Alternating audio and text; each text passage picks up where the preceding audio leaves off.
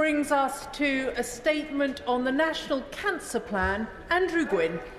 Thank you very much, Madam Deputy Speaker. With permission, I wish to make a statement on the National Cancer Plan. Today is World Cancer Day. Almost everyone in our country has been affected by cancer, whether through themselves, a friend or relative. As somebody who lost both my parents to cancer, I'm so grateful to the Prime Minister for giving me this job. He has given me a chance of a lifetime to do my parents proud by creating the kind of compassionate and humane healthcare that all of our constituents deserve.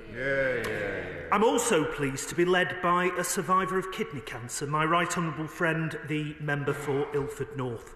His own experience as a patient will be invaluable to us in the months ahead. Before I begin my remarks, I want to pay tribute to some of the amazing cancer charities who do fantastic work, helping people live with cancer, supporting bereaved families, and driving vital research in this area. Macmillan, Cancer Research UK, Cancer 52 and Marie Curie, to name just a few. Madam Deputy Speaker, Lord Darcy's investigation set out the scale of the challenges we face in fixing the NHS and how desperately we need to improve cancer diagnosis rates, weights and outcomes. He found, and I quote, "The UK has substantially higher rates than our European neighbours, Nordic countries and countries that predominantly speak English. There were close to 100,000 more cases of cancer in 2019 than in 2001. And while survival rates at 1 year, 5 years and 10 years have all improved, the rate of improvement slowed substantially during the 2010s. Lord Darcy also noted important inequalities in the provision of cancer care, with people in the most underserved areas more likely to present as an emergency. As Cancer Research UK pointed out in their submission to the investigation, the 62-day target for referral to treatment has not been met for almost 10 years.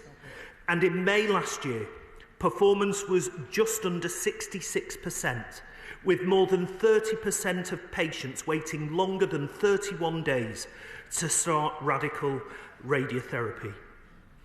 For all these reasons and more, we know we don't have a second more to waste.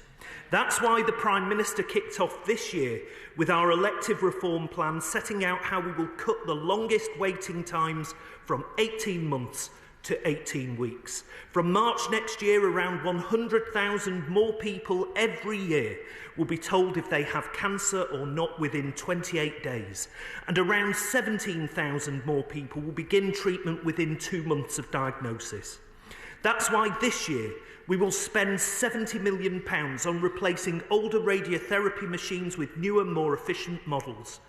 And that's why in the King's Speech we put forward an improved tobacco and vapes bill, helping to reduce around 80,000 preventable deaths by putting us on track to a smoke-free UK. But, Madam Deputy Speaker, while around 40% of cancers are caused by avoidable factors like smoking, this comes against a backdrop of an ageing society. Cancer Research UK has forecast 500,000 cancer cases each year by 2040. So we are preparing for this future now with our 10-year health plan for the NHS. The plan will set out the framework of reforms we need to ensure better outcomes and to meet growing challenges we face in the fight against this dreadful disease. The plan will play to Britain's strengths as a global leader in the development of advanced therapies, using our strong academic and life sciences industry. We should remember the NHS was the first health service in Europe to commission CAR-T, cellular therapy for blood cancer patients. And this World Cancer Day, I can announce we will build on that legacy by investing in a cutting-edge, world-leading trial to transform care for breast cancer through artificial intelligence. Nearly 700,000 women will take part in this trial, testing how cutting-edge AI tools can be used to catch breast cancer cases earlier. 30 testing sites across the country will be enhanced with the latest digital AI technologies, ready to invite women already booked in for routine screenings on the NHS to take part. The technology will assist radiologists by screening patients to identify changes in breast tissue that show possible signs of cancer and referred for further investigations if required. If the trial is successful, it has immense potential to free up hundreds of radiologists and other specialists across the country to see more patients, tackle rising cancer rates, and to save more lives. It's just one example of how British scientists are at the forefront of transforming cancer care and the promising potential of cutting-edge innovations to tackle one of the UK's biggest killers. Madam Deputy Speaker, this government knows that unless we do things differently, our NHS will remain in the dire state in which we inherited it. It means proper reform, from doing away with burdensome process holding back the frontline staff to handing more power to local leaders to make sure they can deliver for the communities they know best. It also means embracing new technologies, including AI, to transform the way we deliver care and to improve patient outcomes. Today's trial is yet more evidence of this government taking action to bring in the reform that is desperately needed. And as the Prime Minister set out last month, our plan for change will put the UK on the front foot, unleashing AI to drive up health services and to shift the NHS from analogue to digital as part of our 10-year plan. Madam Deputy Speaker, our 10-year plan will ensure the NHS is there for our grandchildren and for future generations. But we believe that the increasing number of cancer cases and the complexity of cancer care mean that we need a specific approach to cancer. And we are determined both to bring down the numbers of lives cut short by cancer and to ensure that many more people go on to lead a full life after their treatment. That's why today I can announce that we are launching a call for evidence for a new national cancer plan that we will publish following the 10-year plan in the second half of this year. We will look at the full range of factors and tools that will allow us to transform outcomes for cancer patients while improving their experiences of treatment and care. We will make the United Kingdom a world leader in cancer survival by fighting the disease on all fronts through better research, diagnosis, screening, treatment and prevention. We can't do this alone. And that's why we are launching a call for evidence for patients, doctors, nurses, scientists, our key partners, and other members of the public on what should be included. And to support this work, we will relaunch the Children and Young People's Cancer Task Force, co-chaired by the Honourable Member for Gosport, Professor Darren Hargrave, and with Dr. Shana Shanmugadaval, I think, as Vice Chair. I'll put my teeth in, and apologies if I got that wrong. The task force will bring together the country's top experts to set out plans to improve treatment, detection and research for cancer in children, which will feed into the plan. And at every stage, we will ensure patient voices are heard. And I look forward to updating the House on the progress of the plan, the task force and the trial throughout the year. Madam Deputy Speaker, many of us on these benches remember with pride the last Labour government's record in the fight against cancer. We introduced landmark legislation to ban smoking in public places, protecting a generation of children from the harms of second-hand smoke while putting record sums in smoking cessation programmes. And at the dawn of the millennium, we launched a national cancer plan. That plan led to faster cancer diagnosis and treatment times. It led to increased funding for cancer services. It equipped the National Health Service with radiotherapy machines. Many of them are still there.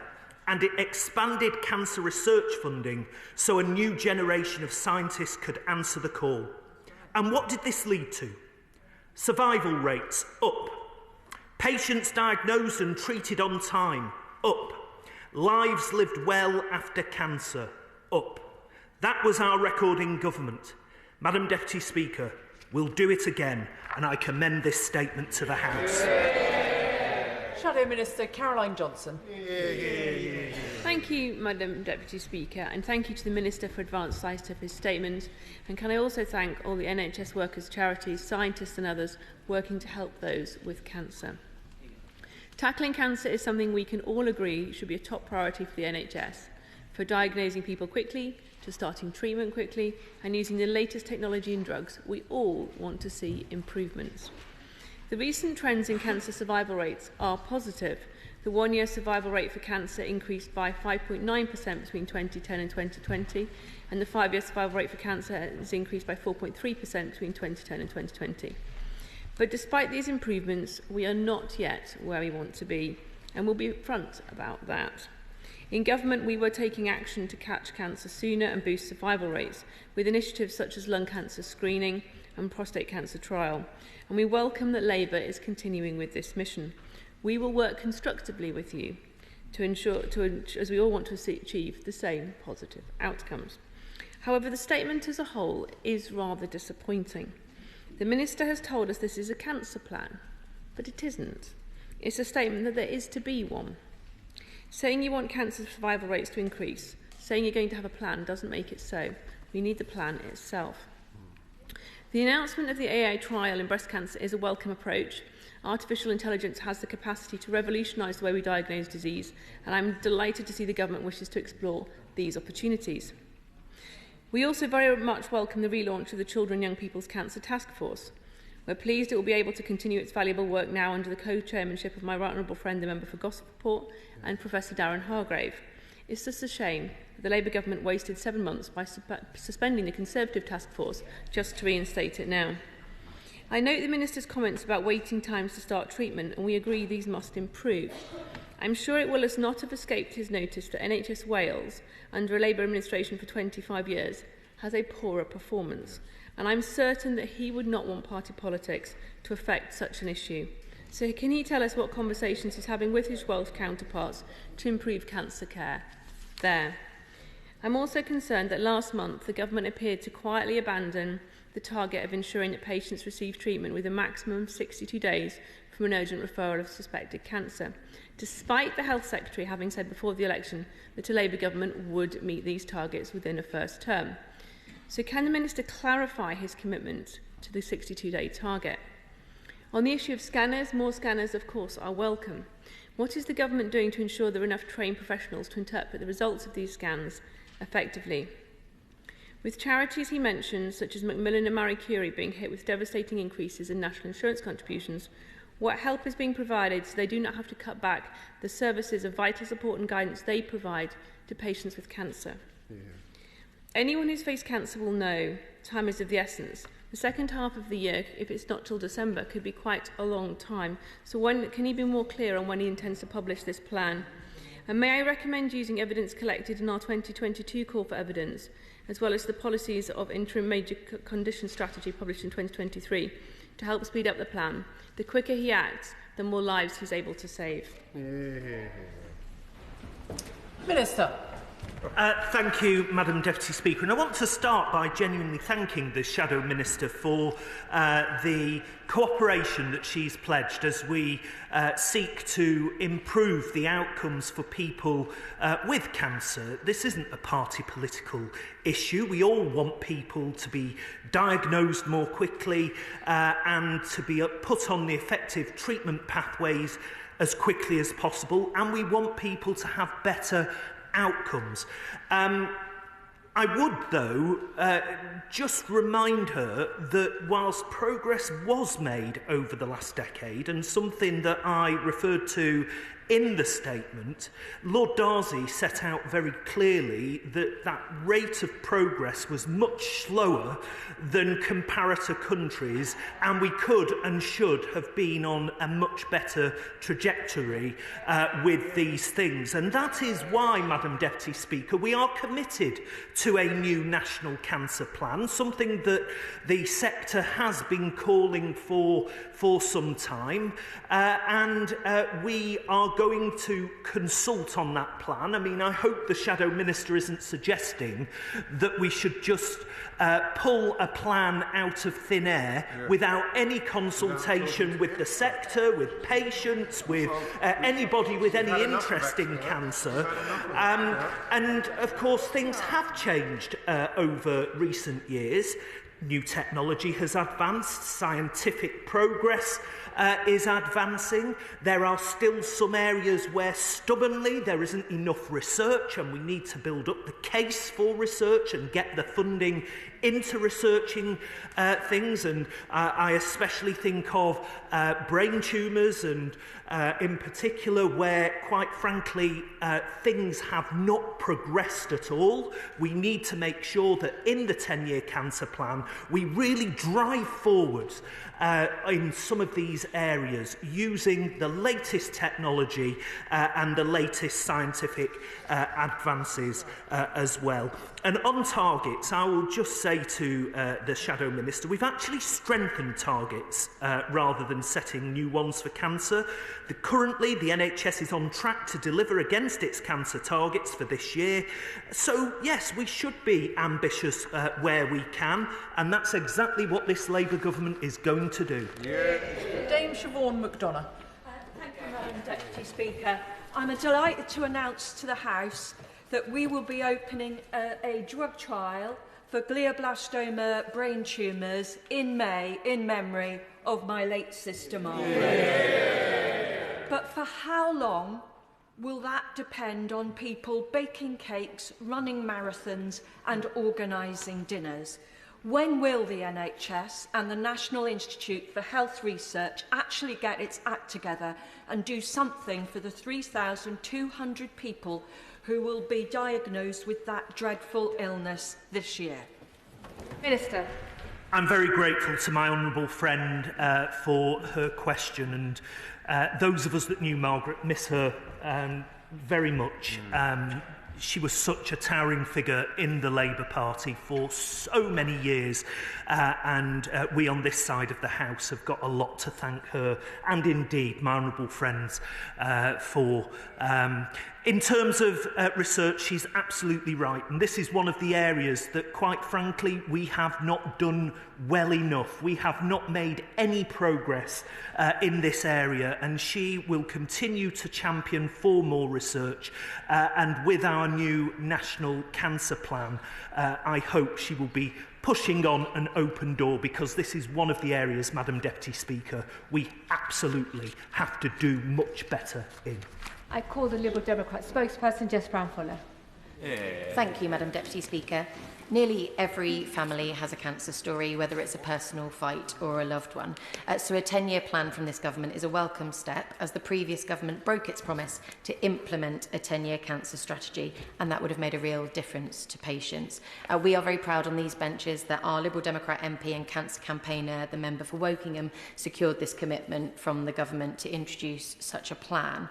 Testing for cancer, diagnosing and starting treatment quickly reduces stress and anxiety, and also if the cancer is caught early, it's more likely to be treated successfully. Yet targets for 85% of people to receive their diagnosis and start treatment within 62 days of an urgent referral hasn't been met since December 2015. In my constituency of Chichester, 1/3 of cases fall short of this target, and 1,000 families lose a loved one every year to this cruel disease. Lord Darcy's review laid it out very clearly that the UK has appreciably higher cancer mortality rates than other countries, and more than 30% of patients are waiting longer than 31 days for radical radiotherapy. But a quarter of England's 280 radiotherapy machines are now operating beyond their recommended 10-year lifespan. And in some areas, such as West Sussex, there is no access to radiotherapy at all. So that's why we welcomed the £70 million investment announced in October to start to replace the older radiotherapy machines. Will the Minister confirm if there will be further rounds of funding to keep pace with available radiotherapy technology? And will he be looking to support those at the mercy of a postcode lottery by making sure radiotherapy is available in all areas? And what is the expected timeline for reversing the damage done by the previous government? And when can all patients expect to start their treatment within the 62-day urgent referral target? I'm very grateful to the Honourable Lady for the questions that she puts, and of course one of the reasons that we think a national cancer plan is so important is to precisely get the investment into the areas that we need to, so we can tackle those health inequalities. And there are very real inequalities when it comes to both the diagnosis, but more importantly the treatment, and therefore the outcomes when it comes to cancer. And that is something, Madam Deputy Speaker, that I am really keen that we focus on within the plan, to ensure that all parts of the country are achieving the very best outcomes for people who have been diagnosed with cancer. Part of that plan is obviously the rollout of community diagnostic centres, so that we can get those diagnoses much earlier, but of course that then puts greater pressure on getting people through the front door for treatment. So that is why, as part of the recovery plan that the Prime Minister and the Health Secretary have announced, we are seeking to get more people treated more quickly onto those treatment pathways, and hopefully that will get the desired outcomes that we want to see. Of course, it is a commitment that we will seek to restore the National Health Service to its constitutional standards, and that is a priority of this government. And then lastly, on radiotherapy machines, of course the £70 million investment will fund around 25 or so radiotherapy machines. The criteria for evaluating bids is the age of the machine, the proportion of machines aged over 7 years, and the performance against the 31-day standard for radiotherapy, with poorer performers prioritised. Of course, in terms of future rounds of funding, the cancer plan will obviously feed into spending reviews and future budgets, and it is our priority to make sure that we reach the cancer targets. So hopefully we can make the case to the Treasury for future investment in further years. Twigg.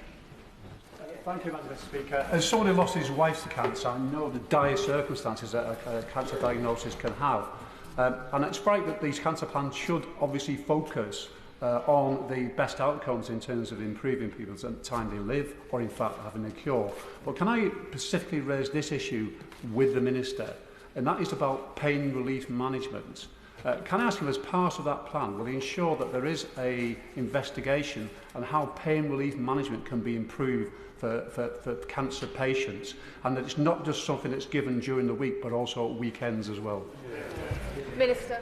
Absolutely. My honourable friend, the member for Holton, raises a really important point here on how people receive pain relief, how that is managed for them. And of course there are some really good examples out there of how it's done really well, and shockingly there are some that are less good, and we would want to learn from the best. As my right honourable friend, the Secretary of State, says, it's about taking the best of the NHS to the rest of the NHS, but absolutely it should form part of the plan.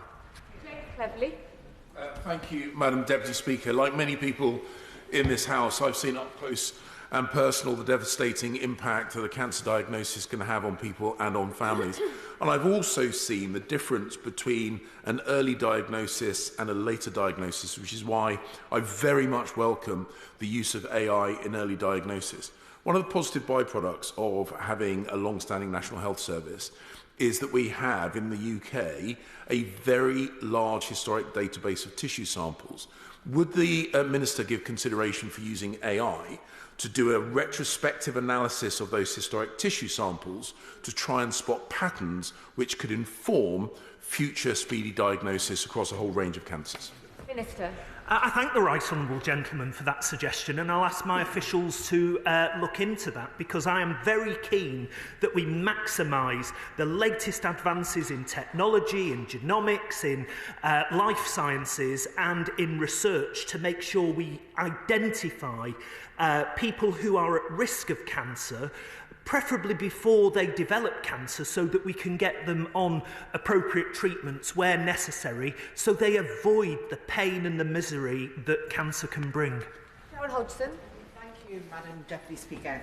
On this World Cancer Day, can my honourable friend, the Public Health Minister, tell me what efforts he is making to raise awareness of the signs and symptoms of ovarian cancer, such as a bloated tummy, lack of appetite or feeling full, tummy pain or needing to pee more often, in order to increase the life-saving early diagnosis? Minister. I'm very grateful to my honourable friend and for all the work that she has done on ovarian cancer since becoming an MP. She knows, the rest of the House might not know, that I lost my mum to ovarian cancer. I was 19 when my mum died. She was only 50, my age today. She was a late diagnosis. They basically opened her up to perform a hysterectomy. It had spread all the way through her body. They sewed her back up and she died at the end of a hospital ward 2 days later in pain and agony. Having awareness of those symptoms is so important. My mum was fobbed off by her GP because she worked in a shop. She lifted boxes, so she had bad back, she bloated and so on, and he said it was down to her work rather than erring on the side of caution and getting her checked out. We need to make sure that women today are heard by their GPs, but more importantly, we err on side of caution and we get people on treatment. Caroline Dinenage. Very much, Madam Deputy Speaker, and he's absolutely right to focus on this. Can I warmly welcome the reinstatement of the Children and Young People's Cancer Task Force, but can I take this opportunity to pay tribute to Charlotte Farrell, my constituent, who was pivotal in the work to bring this together in the first place. Charlotte's daughter Sophie died of rhabdomyosarcoma when she was just 10 years old. I know that the Minister's met with Charlotte to discuss this. Unfortunately, Sophie is not alone. Around 500 children and young people die of cancer every year in the UK, and it is the biggest cause of death by illness of children under the age of 14. Sophie had a wish list of things that she wanted to achieve before she died, including things like cooking with Gordon Ramsay and wearing high-heeled shoes. But she also wanted to meaningfully change the way that we detect, treat and care for children with cancer. Does the Minister agree that this task force is a great step in that direction? Minister. It absolutely is, and I want to thank the Honourable Lady for agreeing to co-chair the Reform Task Force. I know this is an area that she cares passionately about, and it was lovely to meet Charlotte some time before Christmas. Cancer is terrible. Cancer affecting children even more so. And the reason that we paused the Cancer Task Force, as the Honourable Lady knows, is because the general election got in the way. We wanted to take a real-time stock take of whether we needed all these different task forces. She convinced me, along with Charlotte, and convinced the Secretary of State that the work of this task force is going to be crucial to informing our National Cancer Plan. And I wish her all the best in getting the outcomes that she wants to see and that I want to see too. Dr. Prinsley. Thank you, Madam Deputy Speaker. Would the Minister agree with me that the move from analogue to digital will be an absolute key to cancer research, especially in the field of rare cancers, such as the brain tumours that we've been hearing about? I absolutely do. My honourable friend is quite right. That shift from analogue to digital, the use of the latest advances in technology, Madam Deputy Speaker, of science, of research, is going to push the boundaries of what is possible when it comes to diagnosing and treating some of these rarer cancers that we have made virtually zero progress on in recent years. I think that with the right direction, the right commitment, the right drive, we can really start to make inroads into this area. Tim Farron. Thank you, Madam Deputy Speaker. Can I invite the Minister, indeed everyone here, to join us in Room M after this, where Radiotherapy UK have a drop-in with, most importantly, our patron, England's Captain Fantastic, Brian Robson. And can I also thank him for the mention of radiotherapy in the statement, which is crucial and a step forward, but to point out that he needs to show exponentially greater ambition, so does the government, to get this right. The UK spends 5% of its cancer budget on radiotherapy. OECD average is 9%, and that is why the UK is at the bottom of the cancer survival league on so many cancers. Will he commit to putting that right? Minister. I'm not sure I'll be able to make his meeting, but I will certainly, Madam Deputy Speaker, be at Westminster Hall for his debate later this afternoon. Look, I understand exactly the concerns of people who are championing the need for more access and more spread of radiotherapy treatments. My dad benefited from radiotherapy at the Christie, and it probably gave him an extra couple of years life with his family, and I will be forever grateful for that. I get it, I understand it, we need to make the case. Hussain. Thank you, Madam Deputy Speaker. Can I thank the Minister for this very welcome statement, and can I also join him in thanking all the organisations that do the vital and important work to help and support those with cancer and their families. The Minister is right to talk about health inequalities, and he will know in constituencies like mine, in Bradford, health inequalities continue to worsen, with, on average, people living 10 years less than others in more affluent areas. Last year alone, 13,000 people were waiting on the waiting for diagnostic tests. Will the Minister join me in commending the work of the essential and first of its kind Eccleshill Diagnostic Centre in Bradford, which is speeding up the detection of life-threatening conditions like cancer? And will he give me assurances that, as part of his national action plan, that more support will be provided to places like Bradford and to places like Eccleshill Diagnostic Centre, so that nobody is left behind when it comes to treatment? I absolutely will say to my honourable friend that tackling health inequalities is a key priority for this government, both in its health mission but also more generally when it comes to some of the big conditions like cancer. Of course, in areas like his and mine, the cancer prevalence is greater because of the industrial legacy, and also because smoking prevalence is still much higher than the national average. And I commend the work of his local diagnostics team. We need much more of that best practice spread around the areas that need it the most. Thank you, Madam Deputy Speaker. I welcome the Minister's statement. Could I turn specifically to prostate cancer? He will be aware that a routine screening programme would save many lives. Is he able to give an indication of when that routine screening will be introduced? Minister. I'm very grateful to the honourable gentleman for his question, and indeed for the written parliamentary questions that he and a number of other members have tabled in relation to prostate cancer. Of course, we know that the current guidance is that screening for prostate cancer is not recommended in the UK because of the inaccuracy of the current best test prostate-specific antigen, and it could actually harm men, as some of them would be diagnosed with a cancer that could not have been, would not have caused them problems during their life.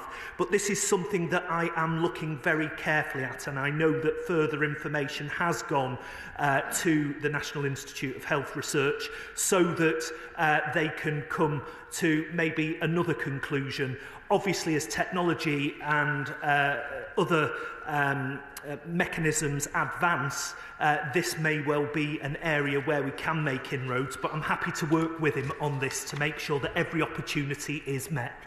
Josh Fenton-Glynn. Thank you, Madam Deputy Speaker. I welcome this plan, and I note that it was a recommendation of the Health and Social Care Select Committee in the last Parliament, and as a member of that committee, I hope that that sets a precedent that we'll see more of. 2 weeks ago, I lost my brother, Alex English, to high-grade acinic carcinoma. While I pay tribute to all of those who gave him care, can the Minister confirm to me that we will look at rare cancers and make sure that we actually research some of these cancers and find treatments? Minister. Madam Deputy Speaker, firstly, can I send my condolences to my honourable friend and his family on the loss of his brother Alex. Of course, rarer cancers are important. They are a crucial part of what will be the National Cancer Plan. And it's in these areas that I think we really have to focus our efforts in both diagnosis, treatment, but more importantly, getting that research done so that we can look at ways that we can tackle some really rare but deadly cancers that do affect many families, including my honourable friends. Sarah Hobhouse. Thank you, Madam Deputy Speaker. In 2013, breast cancer cases in women under 50 topped 10,000 for the first time, but routine screening only starts at women at 40 and over. Will the department review breast cancer screening so where appropriate initial screening appointments can happen at a lower age? And Madam Deputy Speaker, while I'm at it, while the Minister might not have time, can I invite everybody else to swing by my drop-in event on local health inequalities in breast cancer this afternoon? Minister. I'm very grateful to the Honourable Lady and for the work that she does in this area. Of course, the decisions on who to screen are made by the National Screening Committee and their advice comes to government ministers. But I am aware of the case that she makes that screening people earlier, women earlier for breast cancer is something that perhaps should be looked at, and that's something that I will ensure my officials take back and see whether we can make some progress on that for her. I know some of the contributions are quite emotional. People have to leave the chamber after they're spoken. That is okay by me. Peter Swallow. Madam Deputy Speaker, Ethan was just 15 and studying for his GCSEs when he was diagnosed with a brain tumour. Sadly, he passed away 2 years later. I had the privilege of meeting his mum, Nikki, this weekend at 2 fundraisers raising money for brain tumour research. In Ethan's memory, will the Minister commit to improving outcomes for people with brain tumours through the National Cancer Plan? Minister. I'm very grateful to my honourable friend, and again, through him, I would like to pass my condolences on to Nikki for the loss of Ethan. Look, brain tumours, as I've said already, we have not made anything like the progress that we would want to make in terms of the treatment and the survival rates when it comes to these cancers.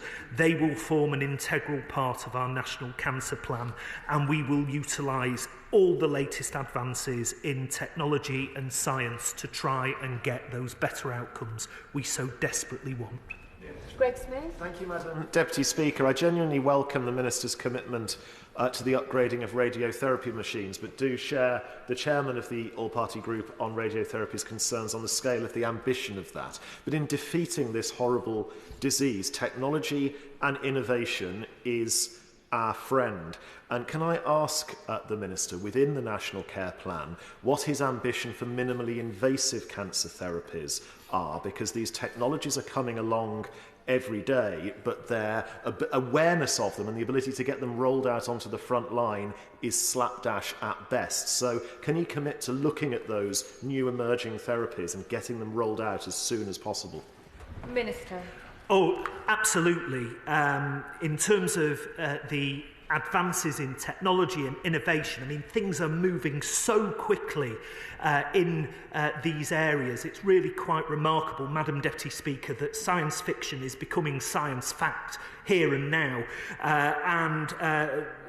When it comes to minimal invasive therapies, this is something that we are obviously interested in. It will form part of the plan, and that's why we are consulting. That is the purpose of having this exercise, so that we can look at what technologies are here today, what are the emerging technologies, and how will that really shift the dial on some of these cancers. Adam Jogi. Thank you very much, Madam Deputy Speaker, and the House will know that my family, like many others in Newcastle, have been impacted by cancer in recent times. So I thank the Minister for his statement and for his personal commitment to getting this right. And on World Cancer Day, I join him in paying tribute to the charities he mentioned in his statement, and particularly my constituents, Mary and Colin, who raise so much money every year for Macmillan. Now, health inequalities, Madam Speaker, in some of our poorest communities and in our ethnic minority communities play a big role in cancer being diagnosed. So can the Minister tell me and my constituents in Newcastle and Lyme how we will tackle those health inequalities alongside this national cancer? Minister. My honourable friend makes a very good point, and not just in relation to cancer, but a whole range of conditions from cardiovascular disease, stroke, and so many other conditions. It is the same areas that have the worst outcomes because there are endemic health inequalities that we have not shifted the dial on for decades, and life expectancy is much lower, and healthy life expectancy is much worse than those living in less deprived areas. It is part of our health mission to drive forward better health outcomes for people living in the poorest areas, and our National Cancer Plan will be a key part of that too. Dr. Andrew Morrison. In his remarks yesterday, the Minister's colleague, the Right Honourable Member for Rhondda, implied that he was discussing the future with AstraZeneca, which has had some bad news this week. AstraZeneca makes immunotherapies, among other things, and therefore is very important in allowing people to live better for longer. What discussion will he be having as part of his plan for a plan with the pharmaceutical sector, since plainly the National Health Service can't do this alone? Minister.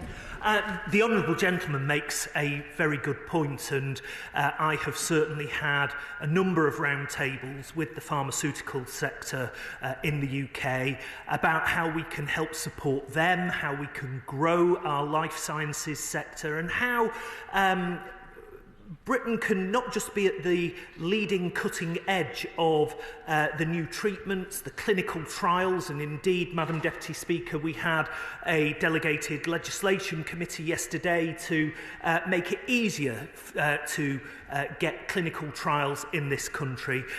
But, of course, some of these latest advances in pharma are quite remarkable, particularly, I think, of some of the work being done on mRNA technology to look at how we have specific cancer treatments pertinent to a person's genomics. It could be a game changer. Deputy Speaker. Hymeburn is the home to the incredible woman Lorraine Hargreaves. She established the charity Millie's Smiles after her daughter Millie died of leukemia, and each year she supports thousands of families whose children have cancer. Can you reassure her that this plan will also improve the outcomes for children? And I know she will welcome the announcement on the re-establishment of the task force. But would you consider meeting with Lorraine to specifically discuss the lack of support and grief groups for families who go through the unimaginable tragedy of losing a child to cancer? Minister. Madam Deputy Speaker, I can't even begin to think what it would be like to lose a child, full stop, but to lose it to cancer would just be horrific for those parents, and I pay tribute to Lorraine for all the campaigning that she has done on this. I'm more than happy to meet with my honourable friend and with Lorraine to talk about this, but look, the whole reason of putting the task force back on an operational footing is so that we can make the changes that she and Lorraine want to see. Freddie Van Merlo. Thank you, Madam Deputy Speaker. Members across the House will be all too familiar with constituents reaching out to them, letting them know that safe, new, effective medicines are not approved by NICE.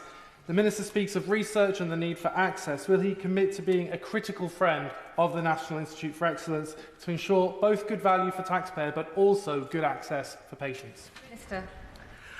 Well, the honourable gentleman makes a good point because, of course, NICE is there for a particular reason, to ensure that the drugs that are being developed are available on the NHS when they meet the required thresholds.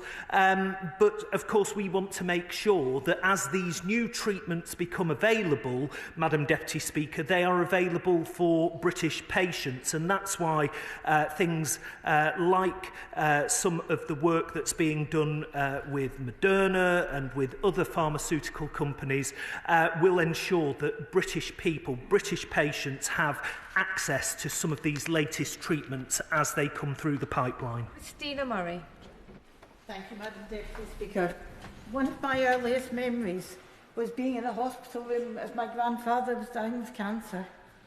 10 days ago, I was in the same hospital as my father died with the same cancer. 50 years in between, almost to the week, but no significant change in prognosis. Can the Minister assure me that what are being termed as the less survivable cancers, which aren't necessarily rare cancers, are included as part of this work? Yeah. Minister. My heart goes out to my honourable friend losing both my parents to cancer, and it doesn't matter when it happens in your life. It is just heartbreaking, and as children of those parents, you never get over it, Madam Deputy Speaker.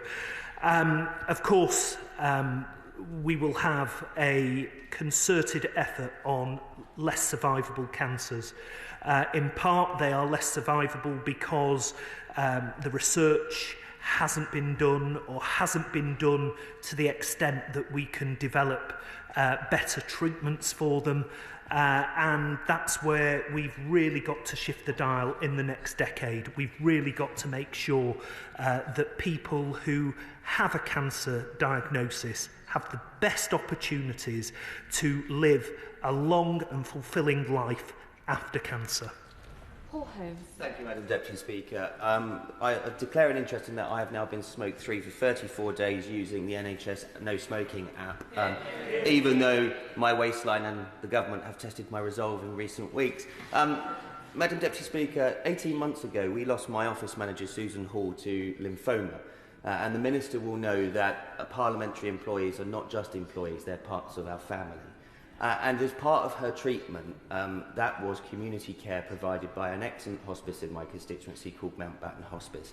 And this is not aimed to be a political point at all, Madam Deputy Speaker, but can I just ask the Minister what progress has been made to looking at a full assessment capability across the United Kingdom for a fairer government-led mechanism to fund our hospices on an even footing and with more money going forward? Minister. Well, I congratulate the honourable gentleman for being smoke-free. Hopefully he's the first of many as we go on to a smoke-free UK by 2030. But he makes a very real and serious point about not just community care and how we shift as one of the big shifts in the health mission from hospital to community more, but also in terms of how we approach the hospice sector in particular. Last weekend I was at my local hospice, Halewood Hospice in Ashton-under-Lyne, and they were making exactly the same points to me, and of course that is something that will be fed into the National Cancer Plan. Rachel Taylor. Thank you, Madam Deputy Speaker. I'd like to thank the Minister for his statement and, in particular, his deep understanding of women's health issues and the difficulty that many women find in getting their GP to understand what they're going through, and I'd really like to thank him for that. It's something the Women and Equalities Select Committee has spent some time looking at this year. The George Eliot Hospital in my constituency serves many of my residents in North Warwickshire and Bedworth. They often complain about the length of time it takes to get scan results, And I know that between June 2023 and 2024, almost 12% of people who went to the George Eliot Hospital waited more than 28 days to receive MRI results, compared to 6.5% nationally. I know that the team there are working very hard to bring these time limits down, but can the Minister reassure my constituents that the use of AI will speed up the time it takes for my constituents to get their scan results and get the treatment they need? Minister. My honourable friend makes some really important points there. I mean, in terms of getting people scanned more quickly and getting those results to consultants is in part why we have now extra capacity through community diagnostic centres. There are extra facilities there in terms of scans. But also, she absolutely raises the right point about where AI and emerging technologies may take us, and that almost certainly will lead to faster identification of cancers. Robin Swan. Thank you very much, Madam Deputy Speaker, and can I thank the Minister for making this statement on World Cancer Day, because I don't doubt his sincerity in regards to this issue. Madam Deputy Speaker, on the 22nd of March 2022, the then Northern Ireland Health Minister launched a 10-year cancer strategy and funding plan. It was co-designed, it was co-produced, it was co-chaired by Professor Charlotte McCardle, the then CNO, and Eve McMinn, the then Chair of Cancer Focus NI. It looked to adapt the regional approach, to create smoother pathways and to adapt successful innovations. It had 58 action points, costed at £145 million per year for 10 years, but then due to the fall of the Northern Ireland Executive, it hasn't really picked up progress since then. So the Minister has said this is a national cancer plan that he is developing. Will he meet with me and the now current Health Minister to ensure that the work that was developed then, the expectations that were built, isn't lost, but is actually built into what can be a truly successful national cancer plan if we do this right? Minister. Can I thank the honourable gentleman firstly for the work that he did on this area in a previous guise, and I am more than happy to meet with him and with Mike Nesbitt, who incidentally I had a meeting before this statement on drugs strategy and drugs as a public health issue. More than happy to meet with him and Mike Nesbitt to drive forward how we improve those outcomes in Northern Ireland and get that plan back working again, as it should never have stalled. Sean Davies. Thank you, Madam Deputy Speaker. People talk about the politics of hope, and goodness me, this statement can give the country some hope that cancer survival rates will be hopefully driven up. In areas like mine in Shrewsbury and Telford NHS Trust, however, over the last 14 years, it's remained a challenged health system. Will my honourable friend, the Minister, confirm that those areas that are most challenged will be given support to catch up and to push on? My honourable friend makes a really important point here, and it's one that's not lost on the government's front bench, because what we do know is that there are real challenges across the healthcare system, and in some of the areas with some of the worst outcomes also happen to have some of the worst health inequalities. Those issues are exacerbated because of the pressure in the healthcare system. He can have my reassurance that the government will make a priority driving down those health inequalities and ensuring that the healthcare systems get the support they need. Vicky Slade. Thank you, Madam Deputy Speaker. I hope the Minister will join me in thanking the team at Dorset Cancer Centre in Poole, who enabled my stepmum, Sally Walls, to ring the bell this very morning for the ending of her radiotherapy treatment. Her treatment has been exceptional and swift, but it is inconsistent. Nikki from Horton was told she needed a 2-week appointment for gynecological problems. When she called, she was told 6 weeks. She couldn't bear to wait, so she borrowed £650 to find out that she was all clear. What will the Minister be able to offer in reassurance about ending the postcode lottery? Minister. Well, firstly, congratulations to the Honourable Lady's mum on ringing that bell. That is great news. But she is absolutely right to raise the issue of inconsistency when it comes to the levels of service that different patients get. That is obviously something that will be a major factor in the National Cancer Plan going forwards to ensure that all people who are diagnosed with cancer have the same levels of treatment and the same opportunities to survive. Jim Dixon. Thank you, Madam Deputy Speaker. And can I warmly welcome the Minister's statement. He will know, as well as anybody else in this chamber, that smoking causes 1 in 4 cancers in this country and that 2 out of 3 people who smoke will die as a result. He is currently very assiduously moving the tobacco and vapes bill through this House, and I wonder if he'd just set out the likely effect that bill will have on those shocking statistics. I'm grateful to my honourable friend and also for being a member of the Tobacco and Vapes Committee, which ended its business last Thursday, along with the 2 members on the opposition front bench. He's absolutely right.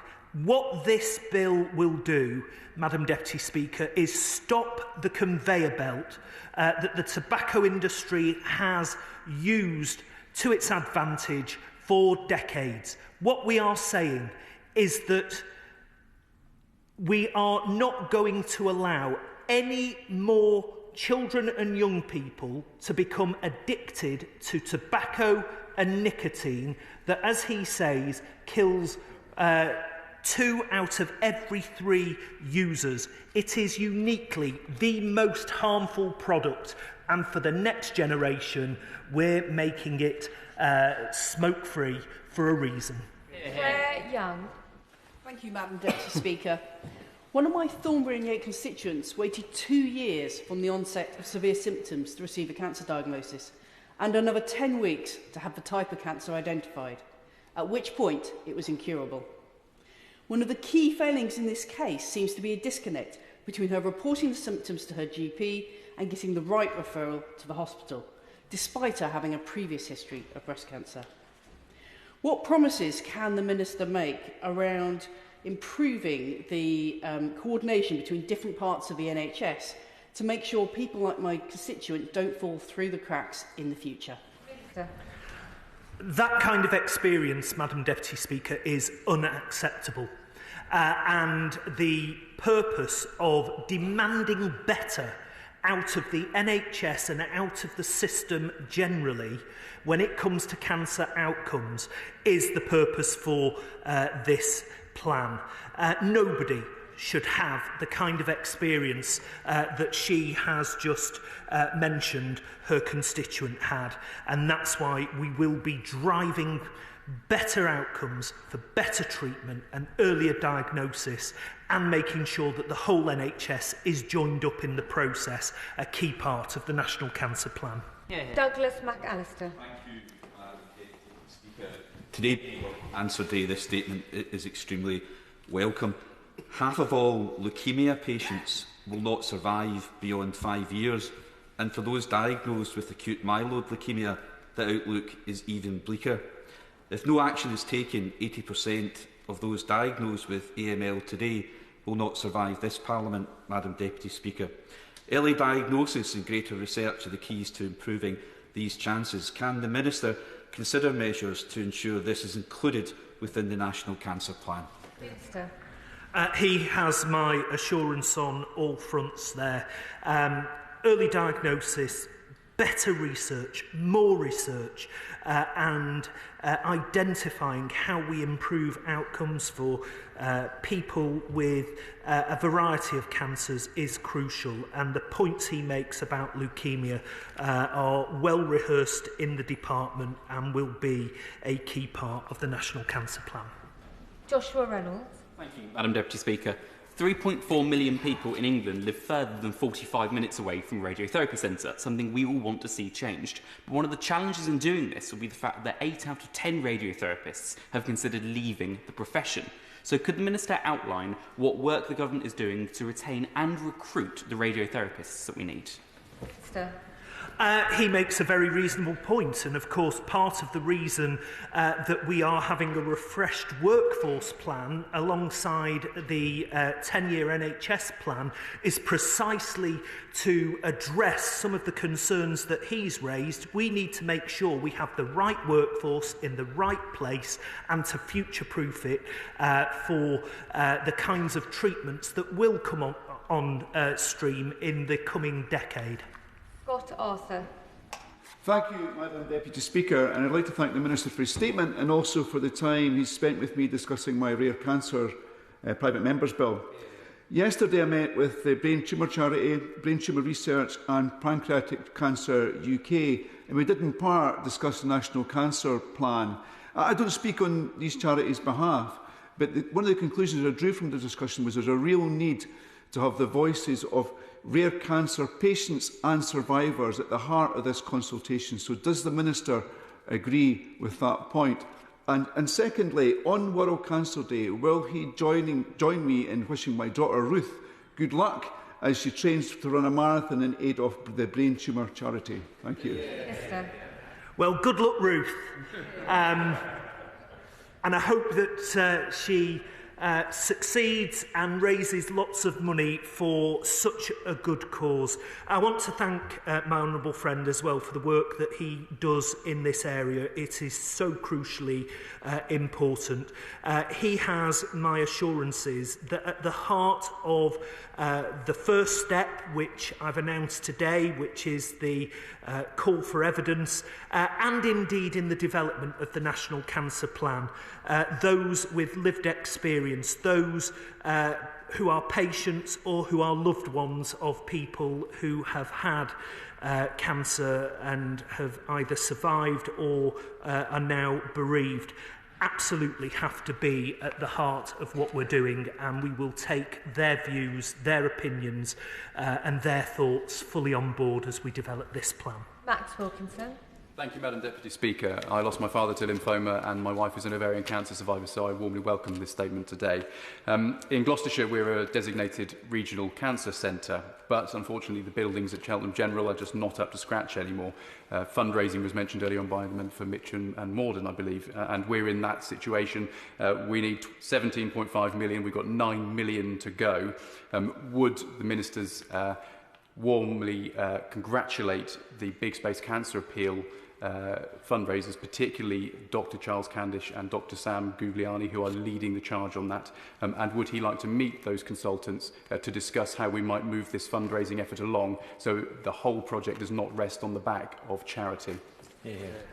I'm more than happy to meet with him and the team to look at precisely those points, and I wish them all the very best in their fundraising efforts. But look, Madam Deputy Speaker, as a country we are better than this.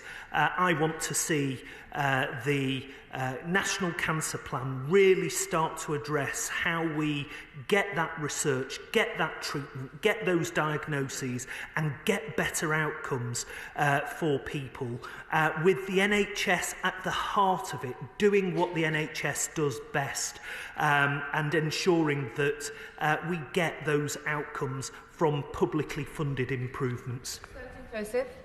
Thank you, Madam Deputy Speaker. I welcome all the efforts this government is making to improve cancer services.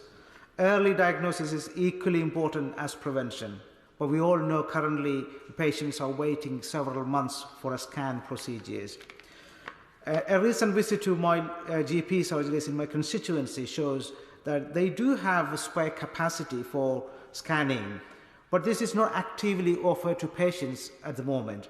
This is due to lack of collaborative working and lack of communication within the health system. So would the Minister reassure the House how we can improve the existing systems to work effectively so that people get a timely procedures?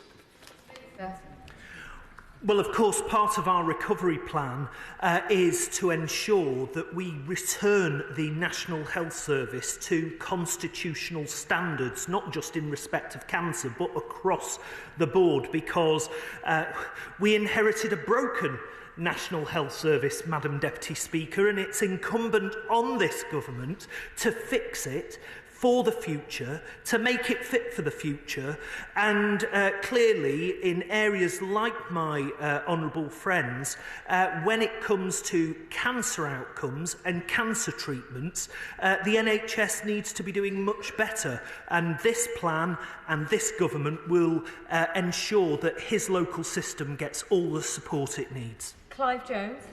Thank you very much, Madam Deputy Speaker. Can I declare an interest? I am a family member who has shares in a medical company. Can I pay tribute to the Minister for following through with his promise to do a national cancer plan? It's clearly very important to him, as it is very important to me as well. Sean Walsh of Cancer Research UK first raised with me the need for a dedicated cancer plan, and it's been an important part of my work in Parliament since then. Will the Minister meet with me and with Sean to discuss the next steps for a national cancer plan? Minister. More than happy to. My diary secretary, who will be watching this from the Department of Health, is probably having kittens, Madam Deputy Speaker, at the meetings. I meet with Sean and with the cancer charities frequently anyway, and commend, as I did at the start of the statement, the work that they do in this area. Look, this National Cancer Plan is important to me, it's important to the Secretary of State, it is important to the Prime Minister, it's important to the sector, and that's why we're doing the right thing and having one. Steve Young. Thank you, Madam Deputy Speaker. I welcome today's statement, and I know that my wife, Julia, who's a consultant radiographer in mammography at Kingsmill Hospital, will also welcome it. One of my earliest childhood memories, Madam Deputy Speaker, is watching my grandfather, William Yem, die of lung cancer. And William was a lifelong coal miner at Blydydd Colliery. He, I think, drank and smoked rather more than was good for him through his life. And I wondered, does the Minister agree with me that prevention is every bit as important as diagnosis, as treatment and research in the fight against cancer? And can he reassure me also that this welcome National Cancer Plan will consider what action we can take to prevent people developing cancer? Minister. Oh, my honourable friend raises such an important point. And look, this government has 3 shifts, and I've mentioned 2 of the shifts already, hospital to community, analogue to digital. The 3rd shift is from sickness to prevention.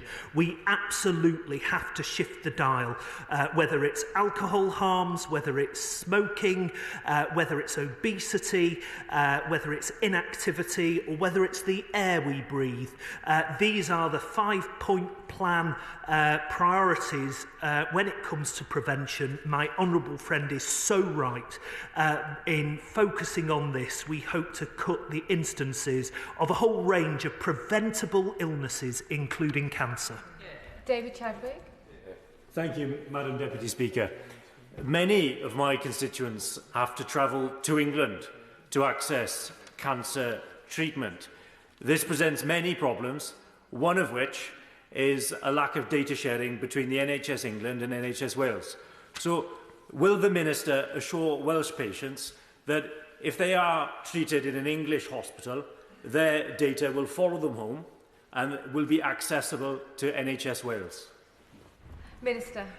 The honourable gentleman raises a really important point, and I have regular meetings also with ministerial colleagues in the Welsh Government.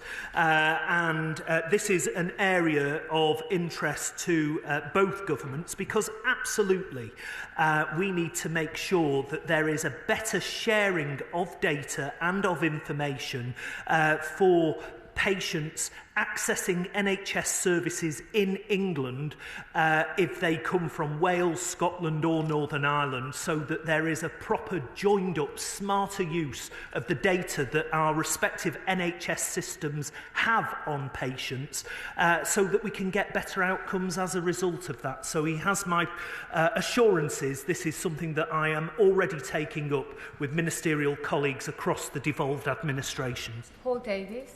Thank you, Madam Deputy Speaker. I thank the Minister for his statement this afternoon.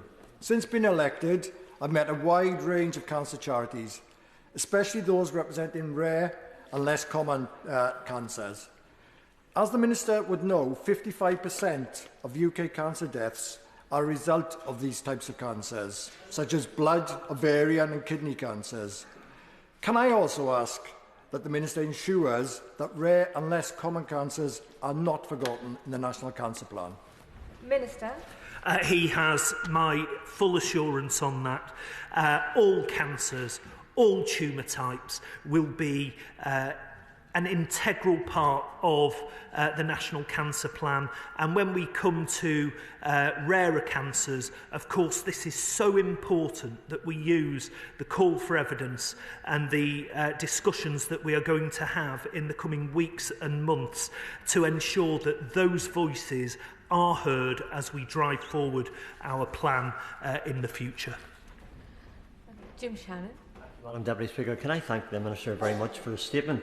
The Minister always displays, in his words, both the compassion and the comfort that I think these types of statements deserve to convey to everyone out there, so I thank him for that. Does the Minister not agree that it is time that government did more, I believe, to fund cancer research, as opposed to letting charities bear the burden, bearing in mind that cancer research alone has invested more than £4 billion in research over the last 10 years? And will this plan ensure that groundbreaking research such as that carried out by Queen's University in Belfast will have enhanced funding for their world-class breakthrough to find cure for cancer?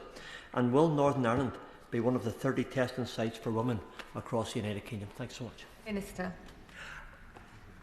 I thank I always call him my honourable friend because I see more of the honourable member than I do of my wife. Usually because we're in the same debates. Let me just put that in the record as well.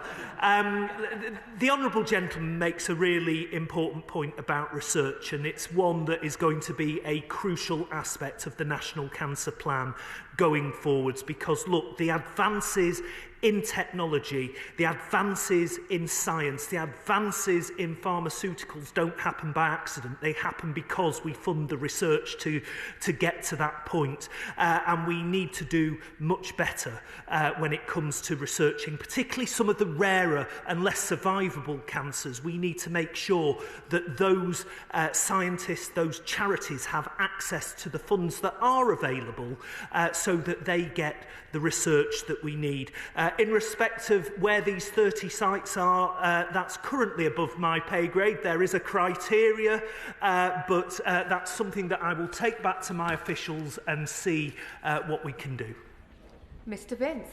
Thank you, Madam Deputy Speaker. And can I thank the Minister for his statement today, but can I generally thank every member from both sides of the Chamber who've come to the Chamber with their own personal stories. I was 9 years old when I lost my grandmother, Grace, to cancer, and that was a long time ago, but it still has a profound effect on me.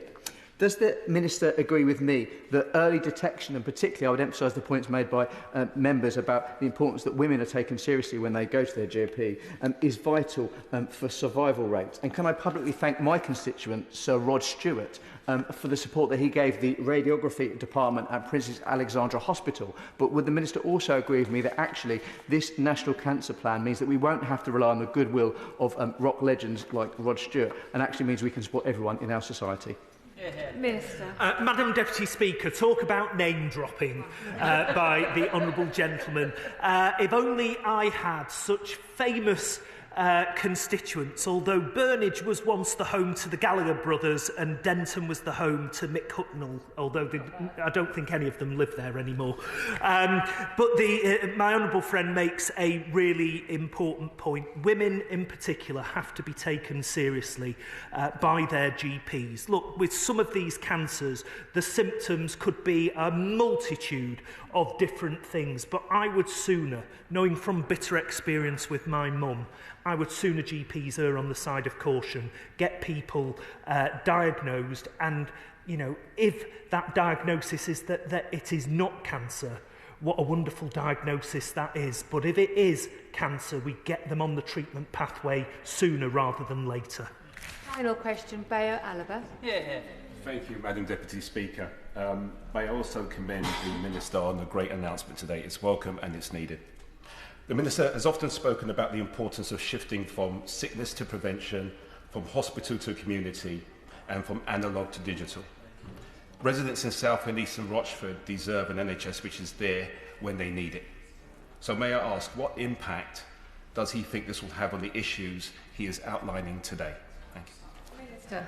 My honourable friend raises a really important point, and it's a good one to end on, because, look, all three of those shifts can be taken in isolation, but when we put the three shifts together, hospital to community, analogue to digital, sickness to prevention, we shift how we do health and care in this country. We make it fit for purpose. We drive up standards across the system. We get the NHS back to constitutional standards, which means lower waiting times, lower waiting lists, and better outcomes. And when it comes to cancer, we save people's lives. It's as simple as that.